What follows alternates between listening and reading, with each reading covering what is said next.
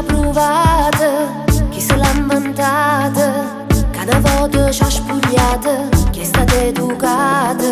e chi è scostumata, chi ci ha perdonata e poi ci ha lasciata, chi ci ha conosciuta, chi non ci ha capita, chi per tutta vita, chi sulla ferita.